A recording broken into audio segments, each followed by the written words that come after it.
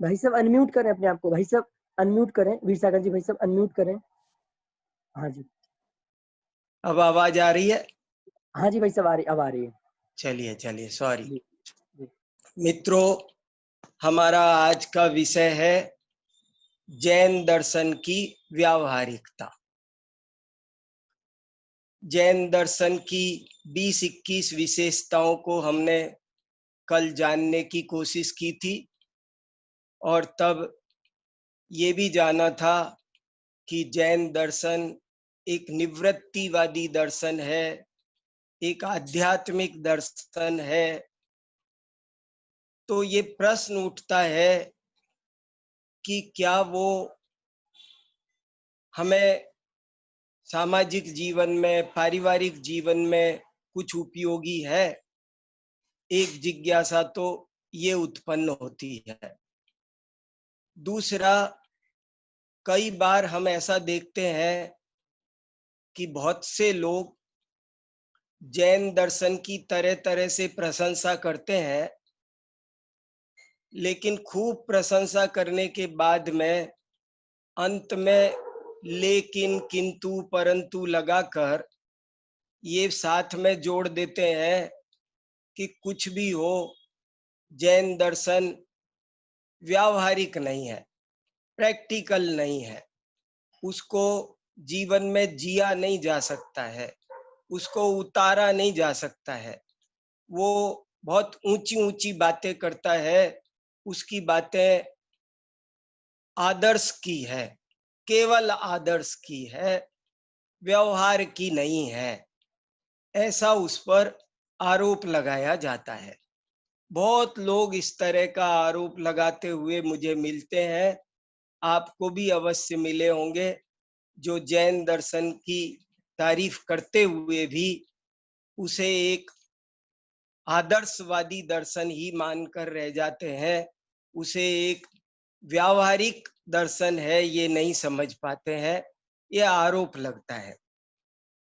आप सब जानते हैं कि मैं यहाँ विश्वविद्यालय में दर्शन शास्त्र का अध्यापन करता हूँ, और मेरे साथ 20-22 दर्शन शास्त्री अन्य दर्शनों को भी पढ़ाते हैं। तो एक दफे हमारे यहाँ भारत सरकार से एक पत्र आया, और वो पत्र बार बार फिर रिमाइंड भी हमको कराया गया, और हमसे पूछा गया कि आप जो विषय पढ़ा रहे हैं उसकी जीवन में क्या उपयोगिता है, उसकी समाज में, राष्ट्र में क्या उपयोगिता है, वो सिद्ध कीजिए। और इसको आजकल बहुत तेजी से सब जगह इसका प्रचलन बढ़ता चला जा रहा है।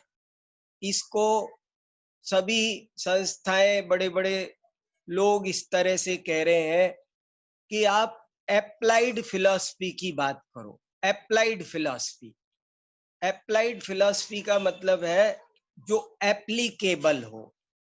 जैसे हम उनसे कहें कि हम आत्मा, परमात्मा, मोक्ष, इनका अनुसंधान करते हैं, चिंतन मनन करते हैं, तो कहते हैं ये सब बातें छोड़ो, लेकिन तुम तो ये बताओ, तुम पर इतना, तुम्हारे विभाग पर, तुम्हारे विषय पर इतना अधिक धन खर्च किया जाता है, आप ये समझाओ कि इसकी समाज में, राष्ट्र में क्या उपयोगिता है। ये वे लोग बार बार पूछते हैं, और तभी मेरे मन में ये प्रश्न बहुत गहराई से उठा, और मैंने इस विषय पर बहुत गहराई से चिंतन किया, कुछ लिखा, लिखने की कोशिश की। इस पर हमने एक आधा गोष्ठी भी की कि जैन दर्शन की व्यावहारिक उपयोगिता क्या है। जैन दर्शन के बारे में, किसी भी दर्शन के बारे में हम केवल ये कहें कि इससे अगला जन्म सुधरेगा हमारा, तो ये बात अब नई पीढ़ी भी आजकल सुनने तैयार नहीं है। आप किसी को कहें, ये इम्पोर्टेंट पॉइंट है कि आप किसी को कहें, बच्चों को कहें, नए बच्चों को कहें कि आप जैन दर्शन का पालन करो, बोले क्या होगा इससे? बोले इससे आपका अगला जन्म सुधरेगा। तो इस बात को ज्यादा महत्व तो नहीं मिलता। कई बार हमने देखा है, पहले बहुत लोगों को इस तरह धर्म में लगा दिया जाता था, ये कह करके कि अभी तुमको थोड़ा दुख होगा, अभी तुमको तकलीफ होगी, लेकिन इसका फल है ना अगले जन्म में बहुत अच्छा मिलेगा।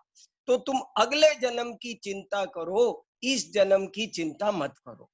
बड़ी मुश्किल थी। पहले तो लोग इस बात को मान जाते थे और लग जाते थे, भैया नरक में नहीं जाना पड़ेगा, स्वर्ग में जाएंगे, अभी दुख उठा लो थोड़ा बहुत तो ठीक है। लेकिन आज का व्यक्ति, आज का वैज्ञानिक चिंतक इस बात पर अधिक विश्वास नहीं करता कि अगले जन्म के लिए इस जन्म में कष्ट भोगा जाए।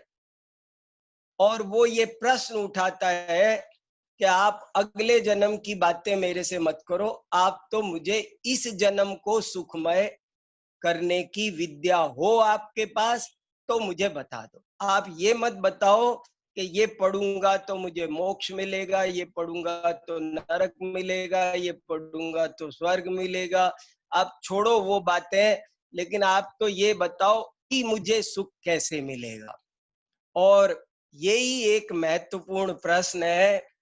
और इसी को जैनाचार्यों ने एक दूसरे शब्दों में बहुत अच्छे से कहा कि तुम्हारी बात एकदम ठीक है। दुनिया के बहुत सारे धर्म दर्शन इस बात पर जनता को, श्रोताओं को एक तरह से धोखा ही देते चले आ रहे थे कि तुम तो अगले जन्म की चिंता करो, इस समय तुम्हें तकलीफ हो रही ना, परवाह मत करो, अगले जन्म में तुमको माल मिलने वाला है। बहुत सारे लोग अपने को, जिन्होंने धर्म के रास्ते पर लगा रखा है, वे यदि अपना हृदय टटोल कर देखें तो उनको पता चलेगा कि वे परलोक की आशा में अगला जन्म कर में अपने इस जीवन के बड़े बड़े दुखों को सहे जा रहे हैं, अपने जीवन में दुख पा रहे हैं। कोई बात नहीं, थोड़ा दुख पा लेते हैं, बाद में मजे ही मजे आएंगे।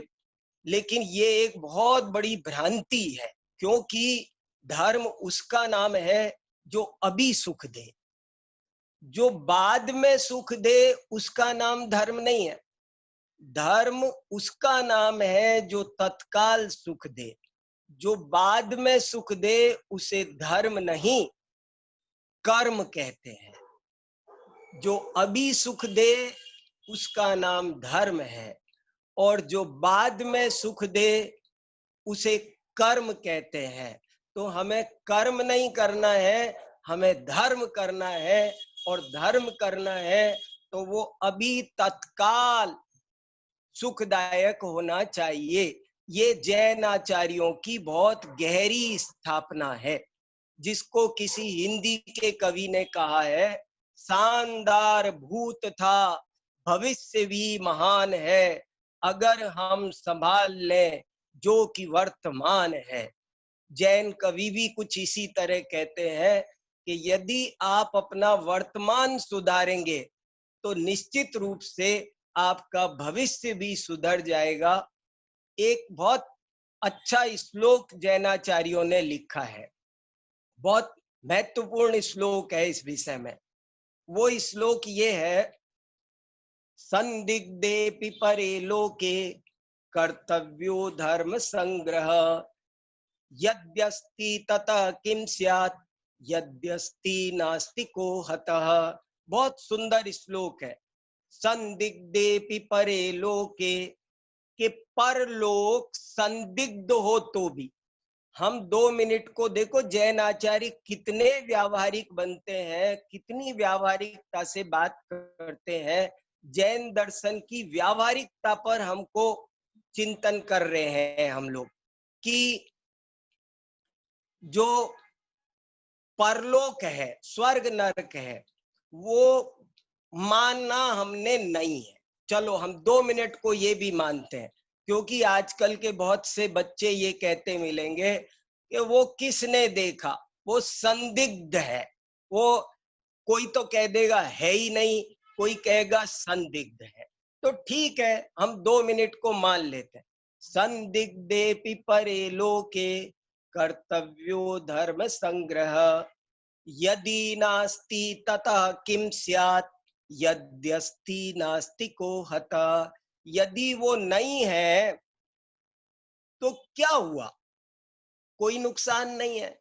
लेकिन यदि वो हुआ तो नास्तिक मारा जाएगा। इसलिए परलोक संदिग्ध हो तब भी हमें धर्माचरण करना चाहिए। कितना सुंदर श्लोक है।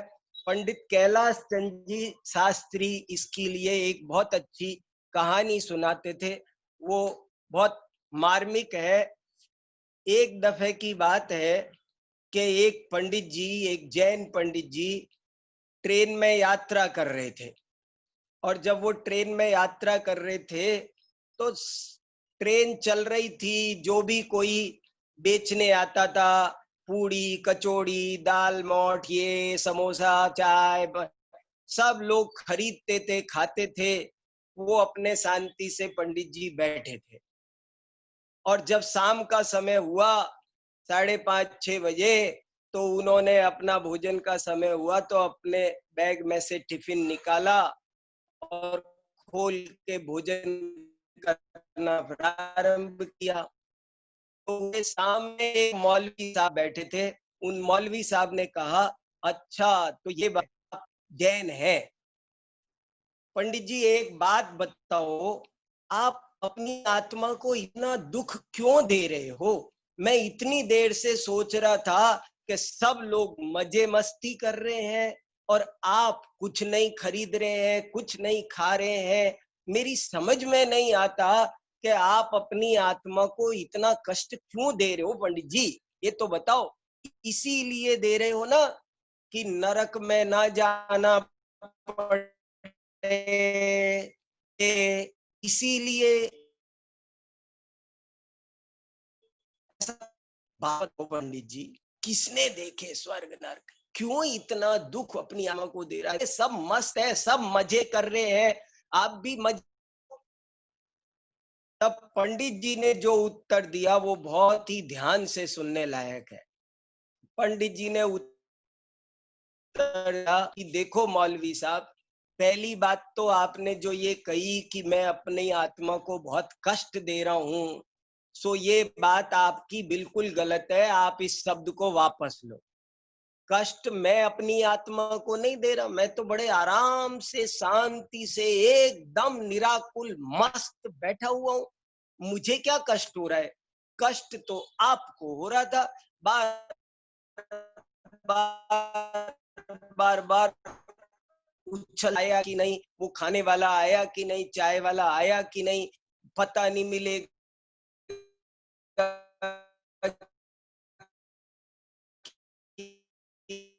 नहीं मिलेगा।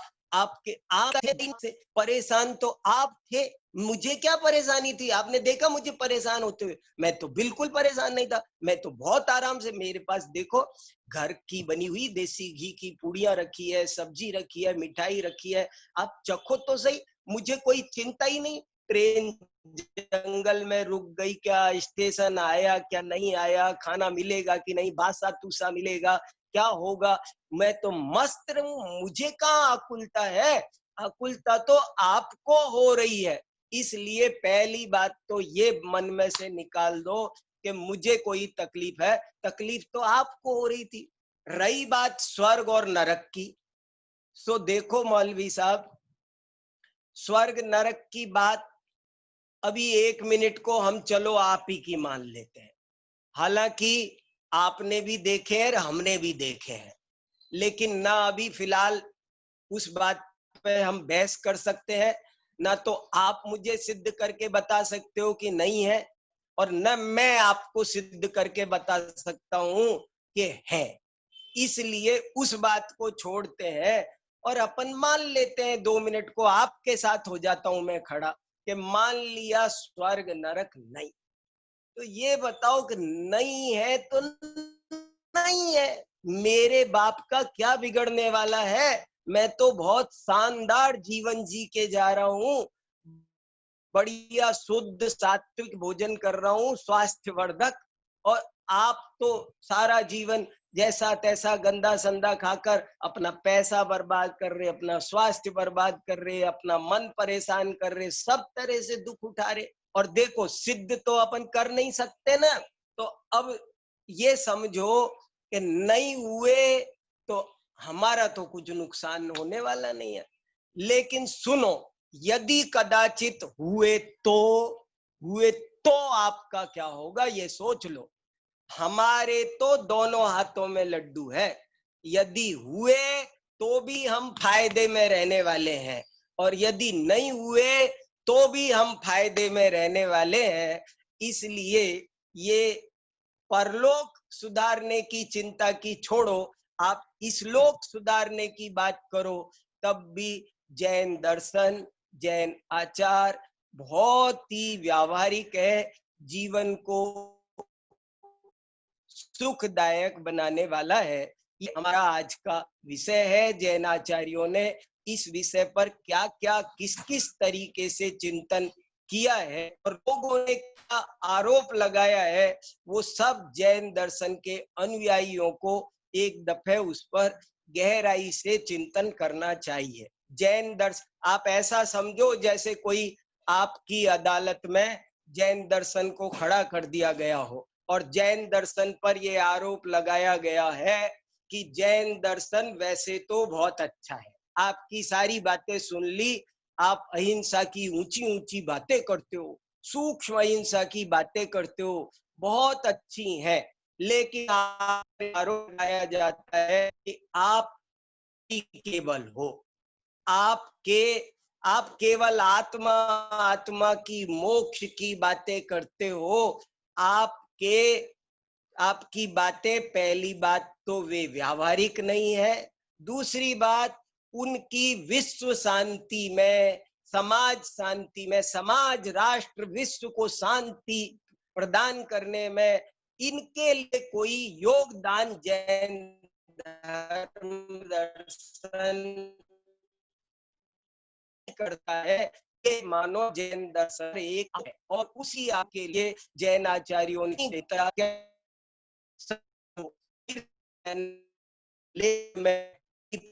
कर न केवल एक।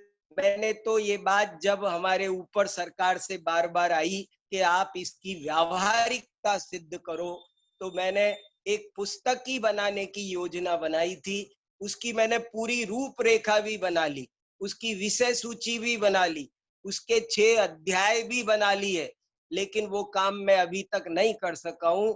किसी को करना हो तो मैं उससे सूची भी जो मैंने जितना किया है वो सब काम दे सकता हूँ, लेकिन इस पर एक काम हो तो बहुत बढ़िया पुस्तक बन सकती है।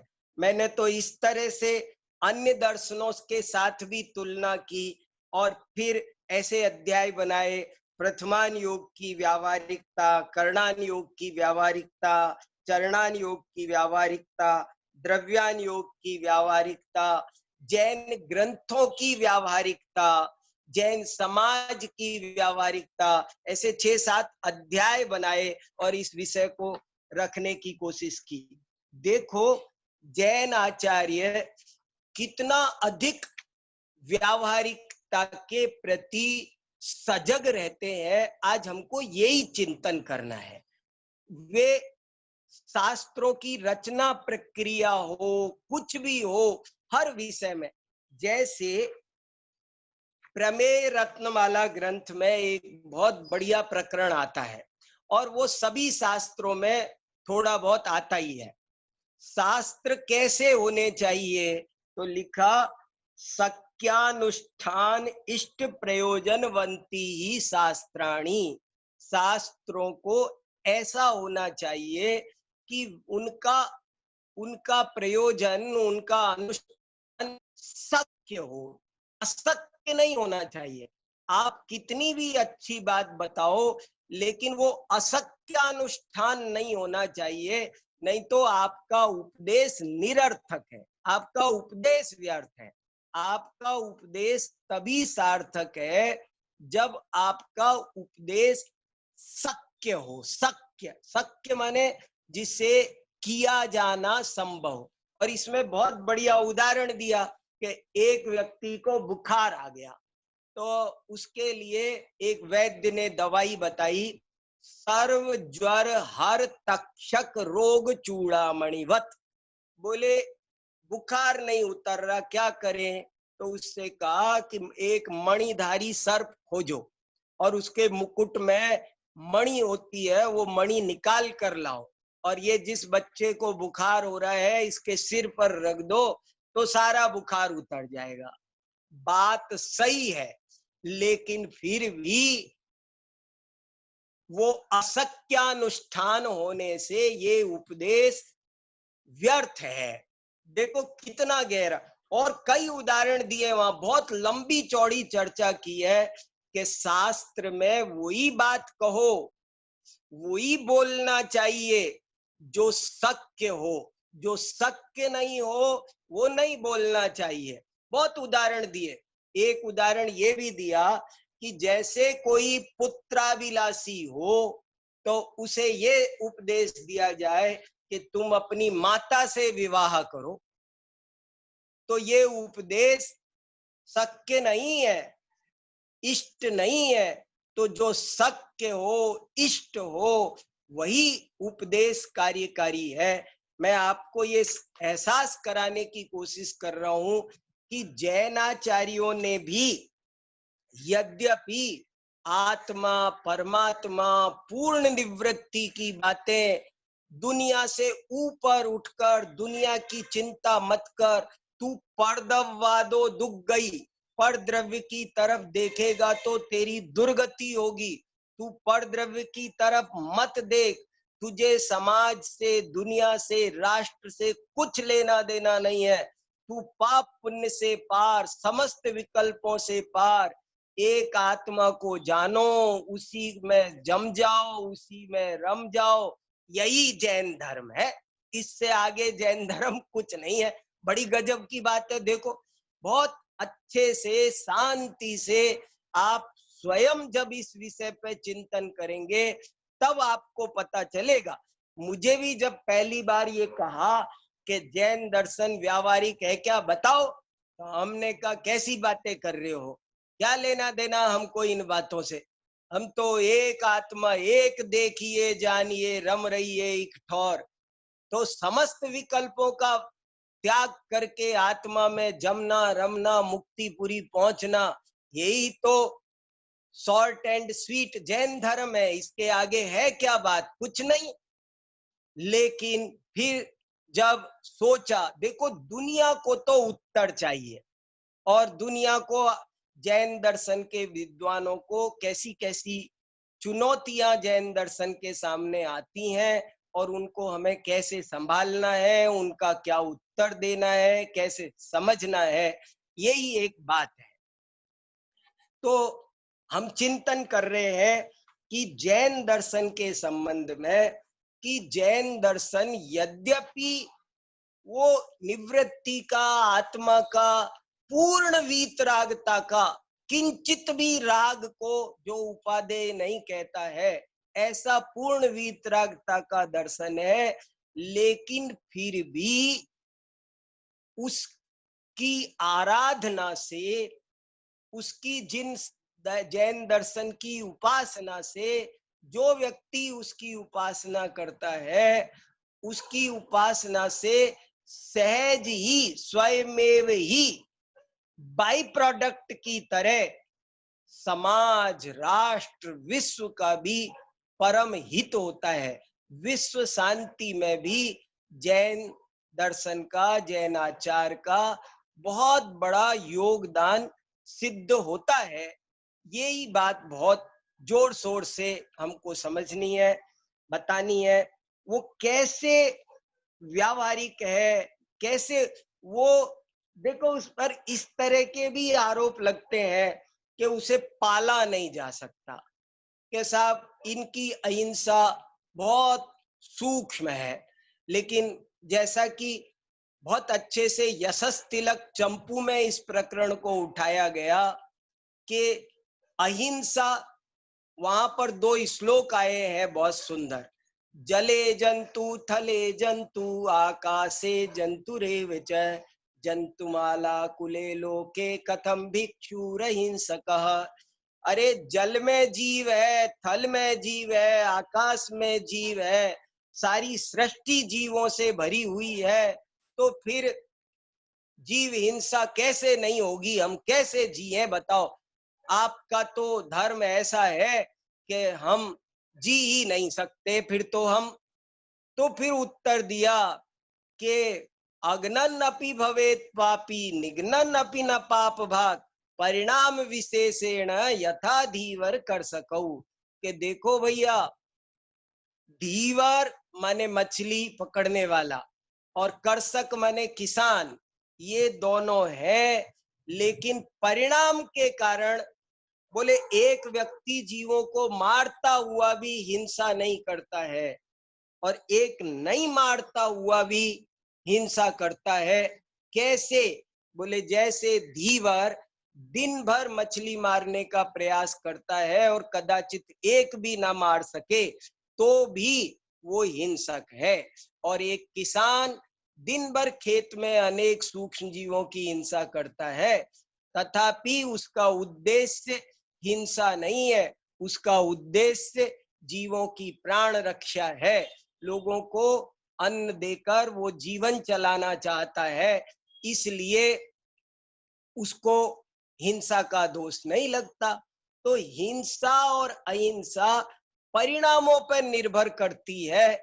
और फिर देखो, कदाचित सूक्ष्म हिंसा की भी बात करो तो जैन आचार्यों ने बार बार, आप देखो, वो बार बार कहते हैं शक्ति तस त्याग, शक्ति तस तप। वो शक्ति से तप त्याग की बात उठाते हैं, कहीं पर भी शक्ति से अधिक काम करने की बात नहीं करते हैं।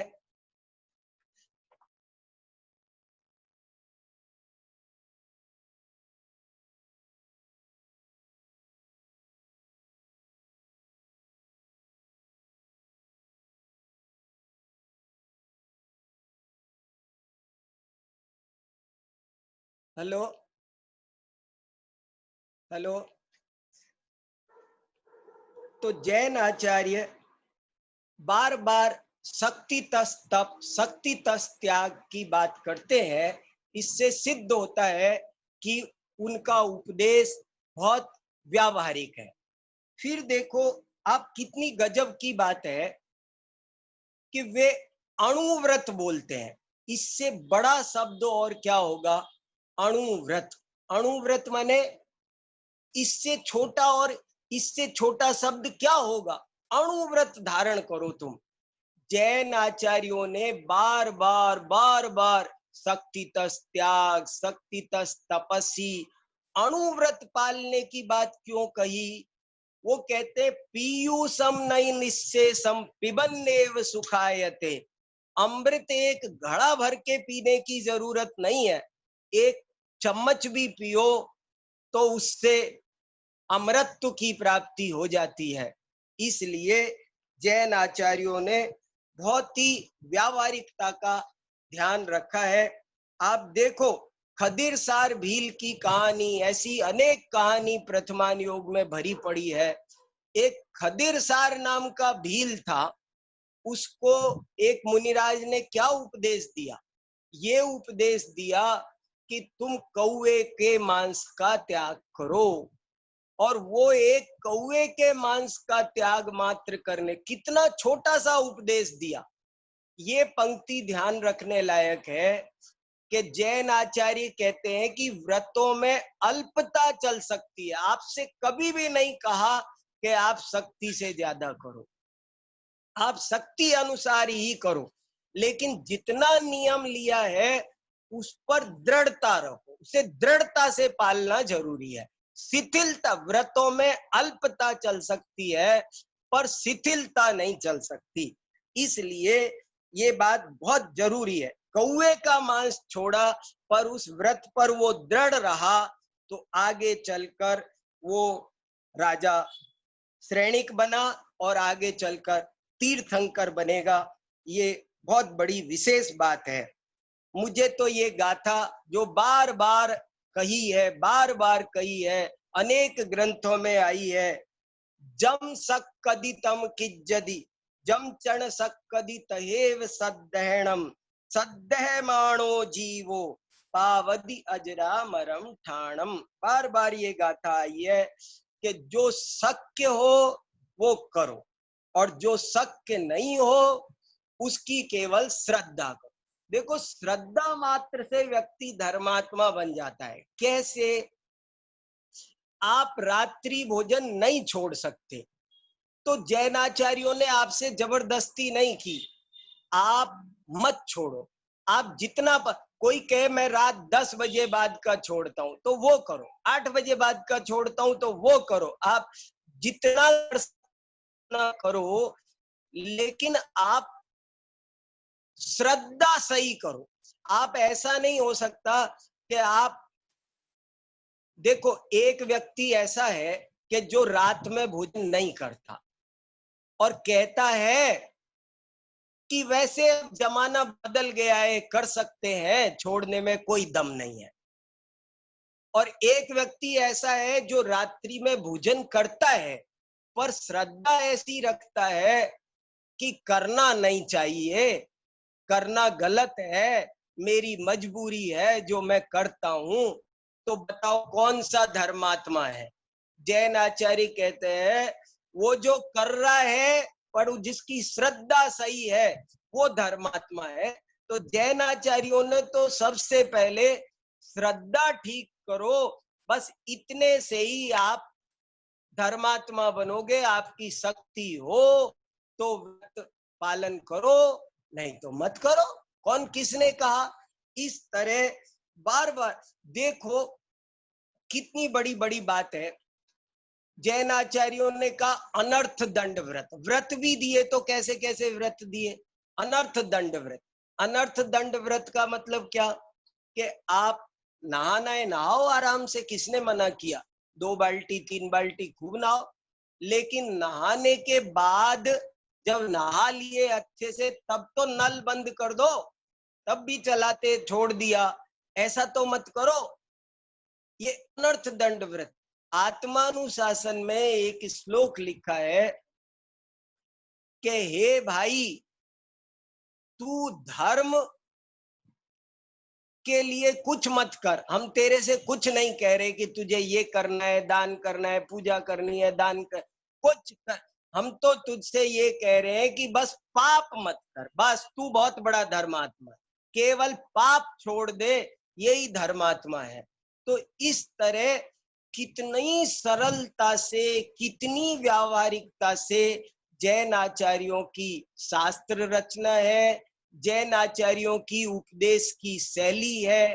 अंतराय, ये देखो कितनी बढ़िया कंसेप्ट है अंतराय की। अंतराय कहता है आप कुछ मत करो, आप सिर्फ दूसरे को विघ्न मत करो, बस यही धर्म। तो ऐसी बहुत सारी बातें बार बार शास्त्रों में आई है और वो ये सिद्ध करती है कि जैन दर्शन बहुत ही व्यावहारिक है। कितनी सारी बातें व्रतों से इससे सिद्ध होती है। आप देखो, जब कोई व्यक्ति जैन आचार का, जैन धर्म का पालन करता है तो परोक्ष रूप से, देखो सीधा सीधा तो जब कभी कोई जैन साधक अपने धर्म के मार्ग पर लगता है तो सीधा सीधा कुछ योगदान और कार्यों में, लौकिक कार्यों में भले नहीं करता हो, लेकिन जैसे हम खेती करते हैं, अन्न उत्पादन करते हैं, तो घास फूस भी बहुत उत्पन्न हो जाता है। इसी तरह जब जैन साधक जैन आचार का पालन करते हैं तो उससे सहज ही नाना प्रकार के विश्व शांति के, समाज शांति के, पर्यावरण शांति के जैन साधकों का बहुत बड़ा योगदान सहज ही हो जाता है। आर्थिक समृद्धि में उनकी चर्या से, इससे उनकी भाषा संबंधी नीति की हमने चर्चा की, तो ये उसका जो सुख शांतिमय जीवन है उसके कारण वो सहज ही बहुत व्यावहारिक बन जाता है। वो अल्पारंभ परिग्रह में विश्वास करता है। जैनों का जीवन अपराधों में लिप्त नहीं होता है। तो देश की बहुत सारे कम संसाधनों का प्रयोग करते हैं। तो जो प्राकृतिक संसाधन उपलब्ध है उनका भी कम से कम उपयोग करते हैं। तो ये प्रकारांतर से देश को, राष्ट्र को, पर्यावरण को उनका योगदान पहुंचता है। जैसे समझ लो वो रात्रि भोजन नहीं करता, शुद्ध जल पीता है, छान के पीता है, तो वो बीमार कम पड़ेगा ना। और बीमार कम पड़ेगा तो देश की आर्थिक व्यवस्था में परोक्ष रूप से योगदान हो जाएगा।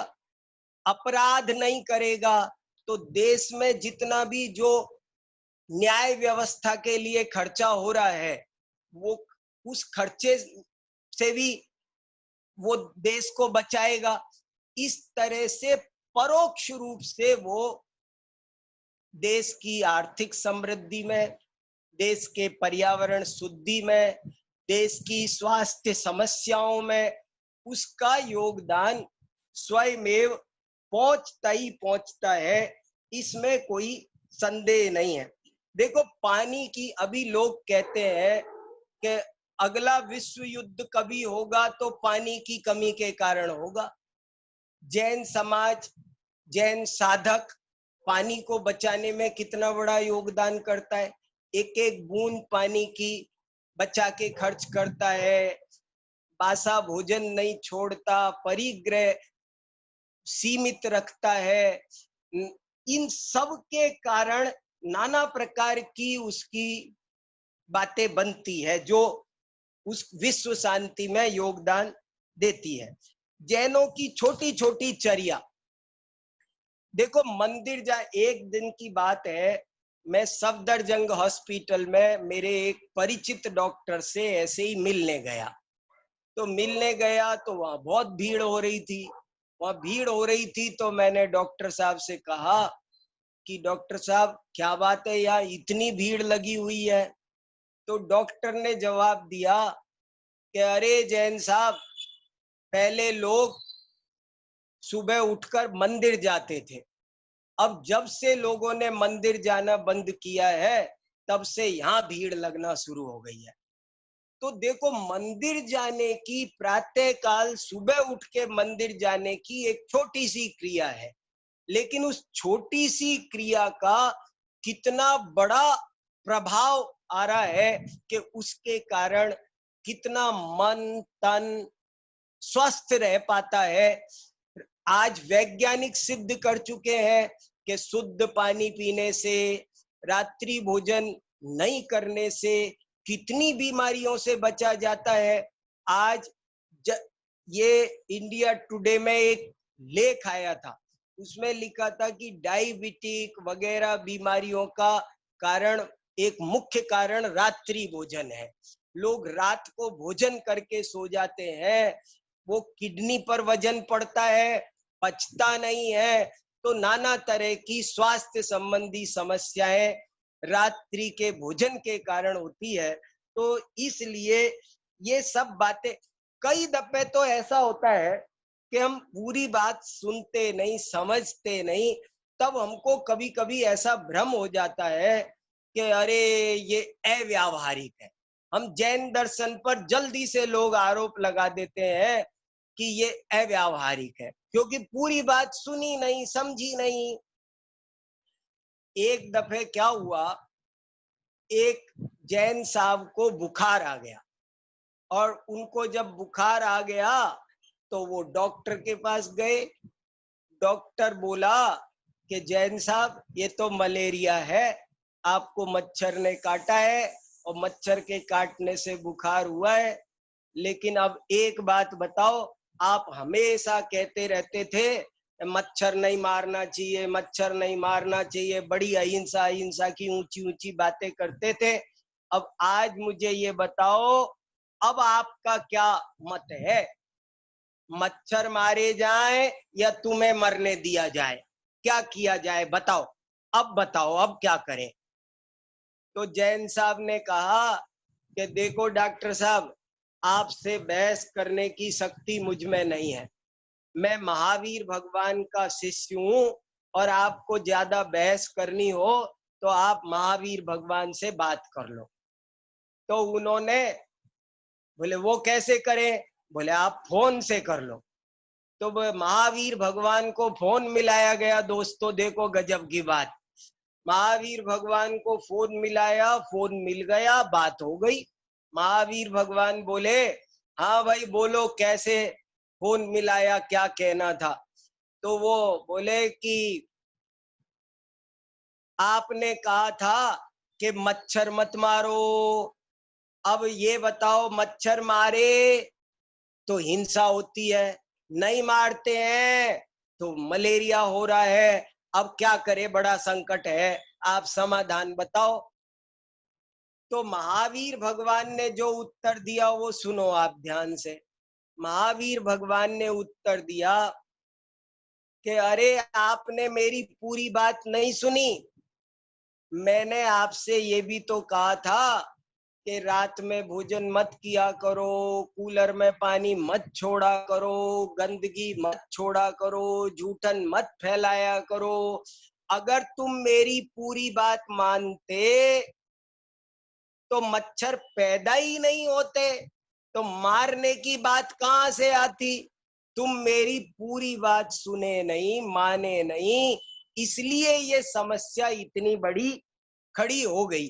तो कई बार जैन दर्शन के संबंध में भी, जैन आचार के संबंध में भी ऐसा लगता है कि वो अव्यावहारिक है, लेकिन वास्तव में वो अव्यावहारिक नहीं है, वो बहुत ही वैज्ञानिक है और उसके पालन से आत्महित के साथ साथ विश्व हित भी होता है। समाज, एक सुंदर समाज की रचना होती है, एक स्वस्थ समाज की रचना होती। इसके सिद्धांतों पर चलकर बहुत सारे बड़े बड़े अध्ययन समीक्षकों ने बहुत सारे रिसर्च आर्टिकल लिखे हैं। जैसे मांसाहार का जैन धर्म में निषेध है, तो विद्वानों ने निष्कर्ष निकाला है कि यही बहुत बड़ी राष्ट्र की सेवा है। मांसाहार के कारण राष्ट्र को, पर्यावरण को बहुत नुकसान पहुंच रहा है, बहुत अधिक पर्यावरण प्रदूषित हो रहा है, ग्लोबल वार्मिंग बढ़ रही है, नाना तरह की दिक्कतें आ रही है। और जैन दर्शन ने इन बातों को कहा, तो ये भी बहुत बड़ा विश्व शांति में उनका योगदान है। एक दफे किसी ने महात्मा गांधी से कहा कि आप कहते हो कि किसी को मारना नहीं चाहिए, अहिंसा अहिंसा। देखो अहिंसा और अनेकांतवाद पर महात्मा गांधी ने बहुत सारे व्यावहारिक विचार व्यक्त किए हैं।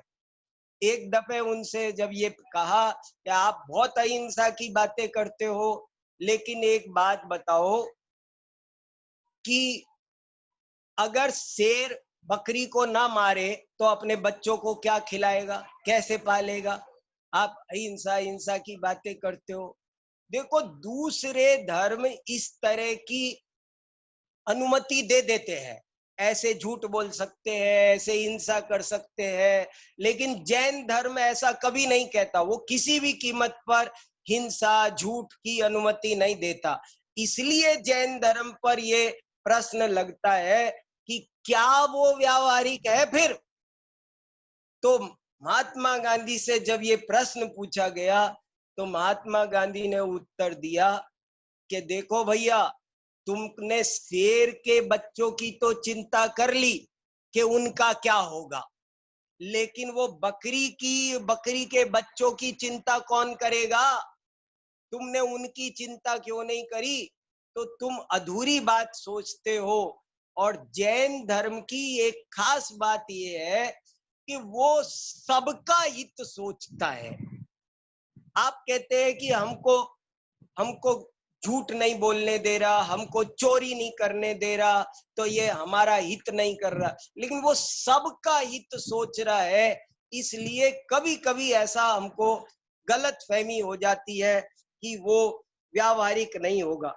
लेकिन जैन दर्शन के देखो, सत्य व्रत के पालन से समाज में कितनी शांति हो सकती है। सारी अशांति झूठ के कारण होती है। अविश्वास का वातावरण झूठ के कारण फैलता है। जब कोई व्यक्ति झूठ नहीं बोलेगा तो देश में राम राज्य आएगा। झूठ चोरी छोड़ दे हर व्यक्ति तो राम राज्य की व्यवस्था होगी। पहले थोड़े दिन पहले तक ये बात, अंग्रेजों के शासन काल तक ये बात बहुत प्रसिद्ध थी कि जैन लोग झूठ नहीं बोलते हैं, और जैन लोग झूठ नहीं बोलते हैं तो कोर्ट में भी फैसला दे दिया जाता था उनके कहने मात्र से। तो इस तरह झूठ सत्य व्रत के पालन से, अचौर्य व्रत के पालन से, ब्रह्मचर्य व्रत के पालन से कितनी शांति है। सील सदा दृढ़ जो नर पाले, सो औरन की आपद टाले। तो ये सील व्रत दूसरों के लिए भी हितकारी। ध्यानत राय जी ने लिखा, कितनी सारी बीमारियां, एड्स आदि फैल रही, उनके कारण देश को कितना नुकसान उठाना पड़ता है, उस सब के कारण बच जाएगा।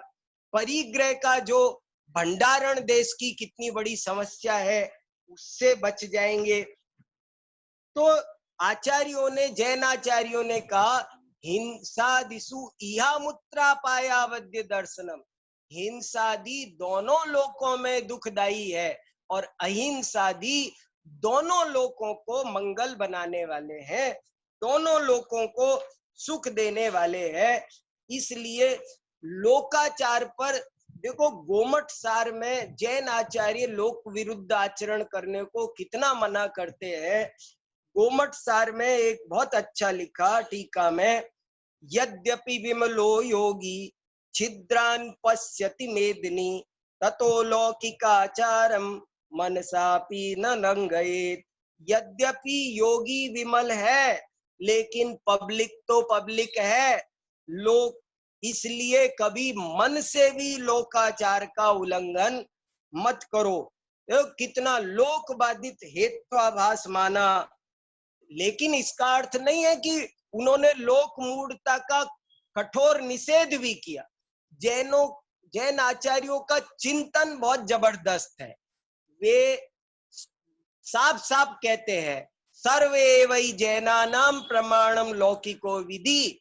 लेकिन दूसरी लाइन ये भी कह देते हैं, यत्र सम्यक तो हानिर्न न चापी व्रत दूषणम। इस तरह बहुत संतुलन बना करके उन्होंने ऐसी ऐसी बातें कही है कि जिनके कारण निश्चय व्यवहार की जो व्यवस्था है उससे भी सिद्ध होता है कि जैन दर्शन एक बड़ा ही व्यावहारिक दर्शन है। आचार्यों ने साफ साफ कहा, जय जिणमयम पवज्य ता मां व्यवहार निश्चये मुयः, एकेण बिना छिज्जई तित्थम अन्येण पुण्य तच्चम। कि देखो, एक को छोड़ोगे तो तीर्थ चला जाएगा और एक को छोड़ोगे तो तत्व चला जाएगा। तो दोनों को संभाल कर संतुलित ढंग से उन्होंने जो व्यवस्था बनाई है वो जैन दर्शन को बहुत ही व्यावहारिक सिद्ध करती है। बहुत लोगों ने अनेकांतवाद पर बहुत लिखा है, बड़े बड़े, मैंने 20-22 लोगों के यहाँ आज कोटेशन लिख करके आपको सुनाने को रखे थे कि क्या उन्होंने लिखा है। देखो, एक विद्वान लिखते हैं कि दुनिया में दो तरह के विकलांग होते हैं, एक शारीरिक विकलांग और एक मानसिक विकलांग। और जो अनेकांतवादी होता है वो सर्वांग होता है, और जो एकांतवादी होता है वो मानसिक विकलांग होता है। और मानसिक विकलांग व्यक्ति शारीरिक विकलांग से भी अधिक खतरनाक होता है। कितना महत्वपूर्ण सेंटेंस है। ऐसे ही रामधारी सिंह दिनकर ने संस्कृति के पृष्ठ संख्या 137 पर लिखा है, इसमें कोई संदेह नहीं कि अनेकांत का अनुसंधान भारत की अहिंसा साधना का चरम उत्कर्ष है, और सारा संसार इसे जितनी ही शीघ्र अपनाएगा, विश्व में शांति उतनी ही शीघ्र स्थापित होगी। ये रामधारी सिंह दिनकर। अरे क्या होता है, अनेकांतवाद ही हमें दिखाता है कि मतभेद होते हुए भी मनभेद नहीं रखना है, नहीं तो दुनिया में आग लगी हुई है। जो हमारे धर्म को, हमारे मत को ना मानता हो उसको खत्म कर दो। ये आतंकवाद दुनिया में चलता है। जैन दर्शन ऐसी बात नहीं करता। दुनिया में दो ही प्रकार के वाद है, एक अनेकांतवाद और एक दूसरा आतंकवाद। तीसरा कोई वाद नहीं है। यदि व्यक्ति अनेकांतवादी नहीं है तो वो गारंटी से आतंकवादी है। ये इस बात पर चिंतन करना होगा। तो अनेकांतवाद ने देश को, विश्व को क्या शांति का महामंत्र दिया है, नहीं तो देश में खून की नदियां बह जाती है। ऐसे बड़े बड़े लोगों ने लिखा है। एक डॉक्टर मंगलदेव शास्त्री हुए हैं, उन्होंने एक जगह लिखा है कि नैतिक उत्कर्ष के साथ साथ व्यावहारिक शुद्धि के लिए भी अनेकांत दर्शन जैन दर्शन की महान देन है। और एक ये बहुत बड़े विद्वान हुए हैं, देखो ये चीफ जस्टिस हैं, डॉक्टर एस.वी. नियोगी। ये लिखते हैं, स्यादवाद के सिद्धांत द्वारा जटिल से जटिल समस्याओं को सुलझाने में अत्यधिक सहायता प्राप्त होती है। स्यादवाद सहिष्णुता और क्षमा का प्रतीक है। तो सहिष्णुता की भावना, सह अस्तित्व की भावना विश्व शांति के लिए बहुत आवश्यक है, और वो काम अनेकांतवाद, स्यादवाद के द्वारा होती है। ये बड़े बड़े विचारकों ने बात कही है। और भी ये बहुत सारे उदाहरण है। महात्मा गांधी का तो मैंने बताया ही आपको, ये एक बहुत अच्छा और एक उदाहरण है। जिस प्रकार मैं स्यादवाद को जानता हूँ उसी प्रकार उसको मानता भी हूँ। मुझे यह अनेकांत बड़ा प्रिय है। पहले मैं मानता था कि मेरे विरोधी अज्ञान में है, आज मैं विरोधियों से प्यार करता हूँ, क्योंकि अब मैं विरोधियों की दृष्टि से अपने को देख सकता हूँ। मेरा अनेकांतवाद सत्य और अहिंसा इन्हीं युगल सिद्धांतों का परिणाम है। तो इस तरह बहुत सारी बातें हैं मित्रों, जिनसे हमको ये पता चलता है कि जैन दर्शन हर विषय में ज्ञान देता है, हर चीज को हमें समझाता है, और ये उसका जो चिंतन है, इसके कारण देश में शांति बनती है, देश की आर्थिक समृद्धि में, पर्यावरण शुद्धि में, स्वास्थ्य में। मैं बताता रहता हूँ ना, ज्ञानी जैल सिंह का एक स्टेटमेंट था कि यदि सब लोग जैन आचार का पालन करें तो दुनिया में एक पुलिस चौकी की भी जरूरत न पड़े। तो कहने का मतलब यह है कि जैन दर्शन उच्च कोटि का आध्यात्मिक दर्शन है, लेकिन होते हुए भी जैन साधक जिस नगर में रहेगा, जिस राष्ट्र में रहेगा, उस नगर में, उस राष्ट्र में भी के भी सभी पक्षों में सुख, शांति और समृद्धि आएगी, इसमें कोई संदेह नहीं है। मैंने अमेरिका में भी ये बात वहां रहने वाले बहुत जैन भाइयों से सुनी है कि वहां का प्रशासन ये कहता है, और लोग तो जितना कमाते हैं सब स्वाहा कर देते हैं, जैन लोग थोड़ा सा खर्च करते हैं और बाकी सारा सरकार के ही लिए छोड़ करके चले जाते हैं। इसलिए उनका ये जो अल्पारंभ परिग्रह का सिद्धांत है, उनकी जो सुंदर जीवन शैली है, वो आत्महित के साथ साथ विश्व हित के लिए भी अत्यंत उपादेय सिद्ध होती है, और जैन दर्शन एक बड़ा ही व्यावहारिक दर्शन सिद्ध होता है। इसी के साथ मैं आज की बात को यहीं पूर्ण करता हूं। कल फिर हम एक दूसरे विषय के साथ मिलेंगे। जय जिनेन्द्र। बहुत बहुत धन्यवाद आदरणीय वीर सागर जी भाई साहब का, जिन्होंने जैन दर्शन आवाज की नहीं आई। बहुत धन्यवाद आदरणीय वीर सागर जी भाई साहब का, जिनके माध्यम से अभी हम सभी ने जैन दर्शन की क्या उपयोगिता है, क्या व्यवहारिकता है, इस विषय पर बहुत मार्मिक चर्चा सुनी। आज मेरे पास दो काम है, एक आपको सुखद सूचना देना है और दूसरा प्रश्न मंच भी करना है। पहले हम प्रश्न मंच करेंगे, इसके बाद आपको एक बहुत सुखद सूचना देंगे। प्रश्न मंच में हमारा पहला प्रश्न है कि अहिंसा की व्यवहारिकता क्या है। पहला प्रश्न है, अहिंसा की व्यवहारिकता क्या है। जल्दी से आप जवाब दें, फिर मैं आपको एक सुखद सूचना सुनाने वाला हूं। अहिंसा की व्यवहारिकता क्या है, आप रेज हैंड करें और हमें बताएं जल्दी से कि अहिंसा की व्यवहारिकता क्या है। आदरणीय प्रमोद जी भाई साहब रेज हैंड किए हैं, डॉक्टर प्रमोद जी, मैं निवेदन करता हूं भाई साहब अनम्यूट करके आप इसका जवाब देवें। आदरणीय प्रमोद जी भाई साहब।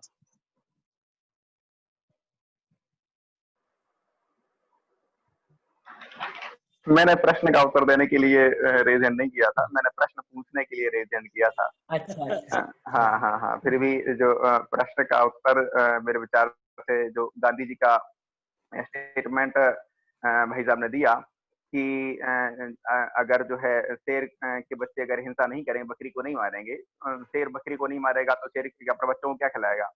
तो दूसरे पक्ष को भी सोचना चाहिए कि बकरी के बच्चों को अगर मारा जाएगा तो बकरी कैसे खुश रहेगी।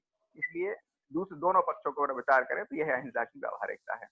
और साथ ही मैं अपना प्रश्न भी पूछ लूं कि जो भाई साहब ने कहा संदिग्धे भी परे लोके कर्तव्यो धर्म संग्रह, ये श्लोक कहाँ का है, किनाचारी का है, अगर ये ज्ञात हो जाए तो अच्छा रहेगा। धन्यवाद। मैं आपको लेख भेज रहा हूँ पूरा का पूरा, तो सभी संदर्भों का मैं लेख भेज रहा हूँ। उस लेख में सभी श्लोकों का जितने कोटेशन सुनाए हैं 10-12 पेज का लेख है, और उस लेख में सब अंत में 22 फुटनोट लगे हुए हैं, तो वो फुटनोट भी आपको मिलेंगे।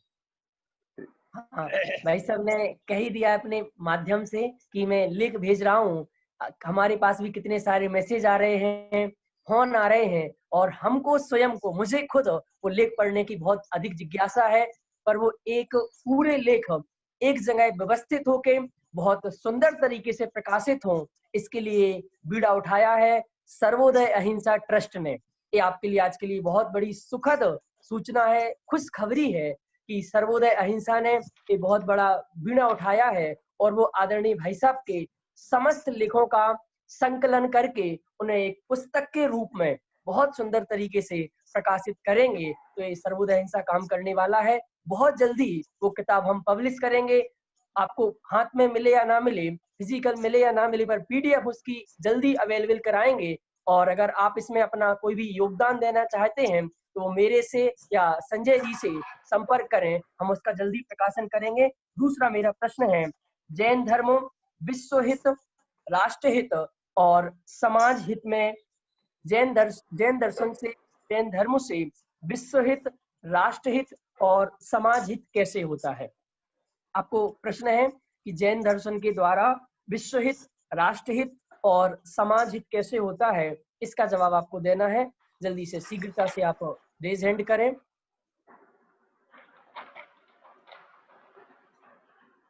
हाँ, बोलिए जल्दी से, रेज हैंड करके अनम्यूट करके आप इसका हमें जवाब दें कि जैन दर्शन के माध्यम से विश्व हित, राष्ट्र हित और समाज हित कैसे होता है।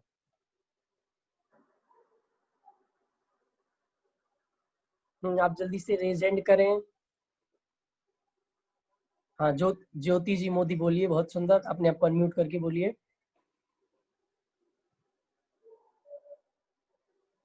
हाँ जी, ज्योति जी बोलिए।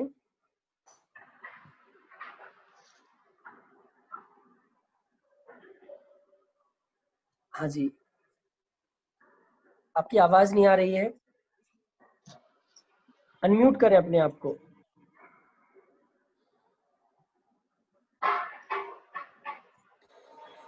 हाँ जी बोलिए। भैया जय जिनेन्द्र। जय जिनेन्द्र। जो व्यक्ति जैन धर्म के अनेकांतवाद को समझता है, जैसे पंडित जी साहब ने बताया था, संसार में दो प्रकार के वाद है, एक अनेकांतवाद है और एक आतंकवाद है।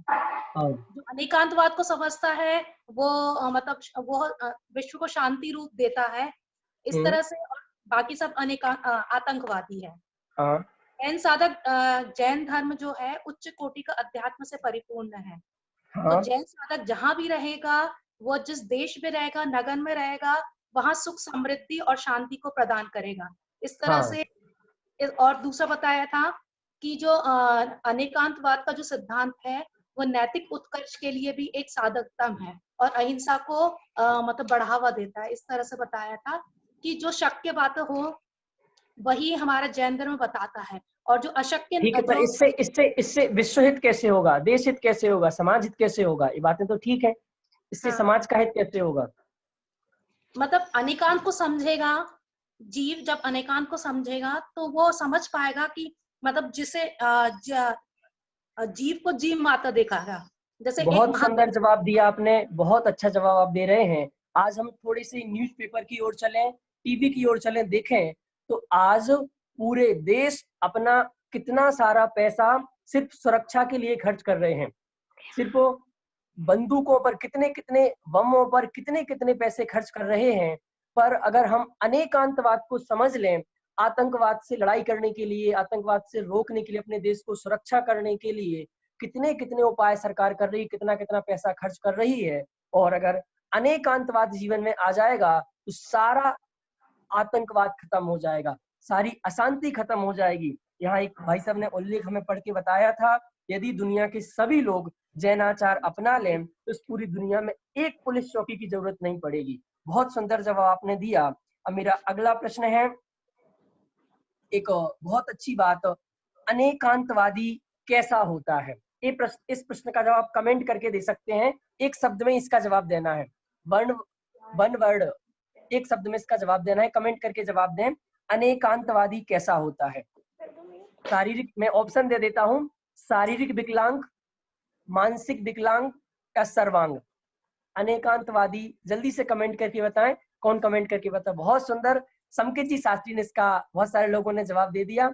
जो अनेकांतवादी होता है वो सर्वांग होता है, इसके अलावा बाकी के जो एकांतवादी हैं वो मानसिक विकलांग हैं।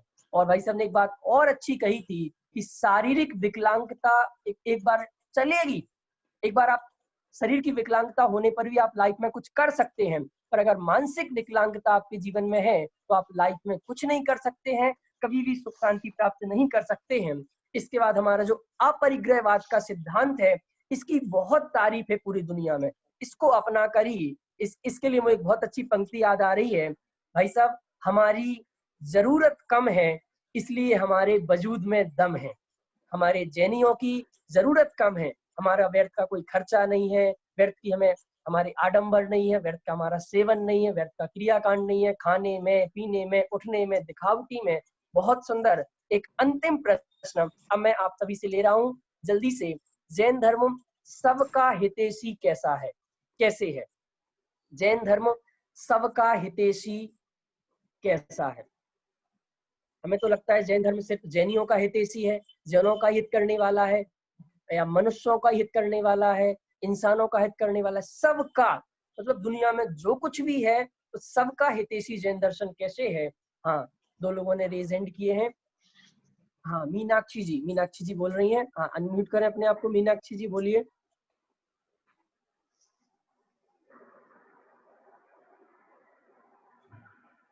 हाँ जी मीनाक्षी। हेलो। हाँ जी बोलिए। हेलो। हाँ जी बोलिए, आपकी आवाज। जय जिनेन्द्र भाई साहब। जय जिनेन्द्र बोलिए। जैन धर्म में प्राणी, समस्त प्राणी मात्र को परमात्मा स्वरूप, सिद्ध स्वरूपी देखता है, इसलिए वो किसी का बुरा नहीं कर सकता। हेलो। हाँ जी, आवाज आ रही, बहुत बढ़िया। हाँ, और आपका प्रश्न एक बार और रिपीट कीजिए मुझे। कि जैन धर्मों सबका हितैषी कैसे है? प्राणी मात्र का मतलब चाहे वो पंचेंद्रिय हो, एक इंद्रिय, कोई हो, त्रियंश हो, सबका वो हितैषी कैसा है जैन धर्म? वो ऐसा हितैषी है कि वो हिंसा, झूठ, चोरी, कुशील और परिग्रह के विपरीत 5 जो आचारों को पालन करता है, उससे त्रस और मतलब 6 काय के जीवों की हिंसा से बचता है। सबसे मूल गुण उनका अहिंसक होने से, जैन धर्म अहिंसावादी होने से, अहिंसा परमो धर्ममयी होने से सबका हितैषी है। बहुत सुंदर। ये जैन धर्म 5 व्रतों का, जो 5 आचार है हमारे, सचमुच 5 व्रत आप कह लो, कुछ कह लो, 5 लाइफ स्टाइल है, जीवन जीने के 5 तरीके हैं, जिनके जीवन में ये आ जाते हैं, उनका जीवन फिर सबके लिए होता है, ऐसा आदरणीय भाई साहब ने बताया था। और बीच में एक बहुत अच्छी बात आई थी कि अगर आपको स्वस्थ रहना है, स्वस्थ रहना है, तो क्या करें? देखो, एक तो स्वस्थ के 2 अर्थ होते हैं। एक तो स्वस्थ मतलब अपने में स्थित, तो वो भी आपको जैन धर्मी कराएगा। और दूसरा जो बाहर का शारीरिक स्वस्थता चाहिए, तो उसके लिए वो भी भाई जैन साहब ने धर्म से बहुत सारे रेफरेंस दिए थे कि न्यूज़पेपर में आया है, बार-बार आता है कि आपको डायबिटीज से बचना हो, किडनी खराब नहीं हो, आपका पेट खराब नहीं हो, आपकी पाचन शक्ति ठीक बनी रहे, तो उसके लिए एक ही चीज है, आप रात्रि भोजन करना छोड़ दीजिए, आपकी 95% बीमारियां खत्म हो जाएंगी। जो बहुत सारी बीमारियां हैं वो रात्रि में भोजन करने से होती हैं। ऐसा बहुत सुंदर। और एक अनेकांतवाद के संबंध में भाई साहब ने एक बहुत अच्छी बात कही थी, मतभेद होते हैं पर मनभेद नहीं होना चाहिए।